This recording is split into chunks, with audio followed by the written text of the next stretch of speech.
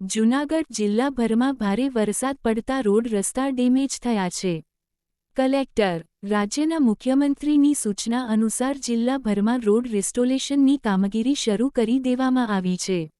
જિલ્લાભરમાં એસ.ડી.એમ અને મામલતદારની ટીમો બનાવી ઇન્સ્પેક્શન કરવામાં આવ્યું છે. Collector, Jetpur Somnath national highway પર વ્રજમી નદી ઉપરના રસ્તાનું રિસ્ટોરેશનનું કામ પૂર્ણ થવાના આરે છે.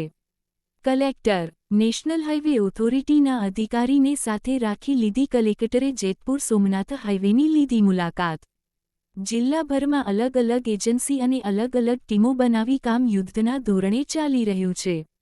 કલેક્ટર, જલ્દીથી જલ્દી ડેમેજ રોડ રસ્તાનું કામ પૂર્ણ થાય તેવા પ્રયાસ હાથ ધરવામાં આવ્યા છે.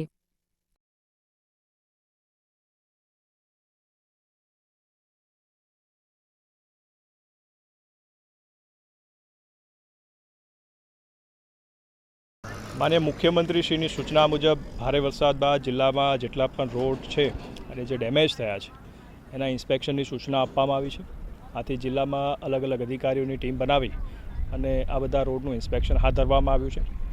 અત્યાર સુધીમાં જે પણ રોડ છે એમાં અમારા એસડીએમ છે, મામલતદાર છે, ટીડીઓ છે, આરએનબીના અધિકારી છે, એ લોકો વિઝિટ કરી રહ્યા છે અને પોર્ટહોલ છે અને રિસ્ટોરેશનની કામગીરી કરી રહ્યા છે.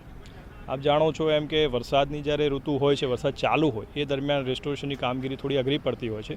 પરંતુ છેલ્લા અમુક દિવસોથી અત્યારે વરસાદ રોકાયેલો હોવાથી આ પર્ટિક્યુલર પિરિયડનો એક લાભ ઉઠાવી અને તમામ રોડ છે ઝડપથી રેસ્ટોરેશન થઈ જાય એની કામગીરી અત્યારે અમે કરી રહ્યા છે.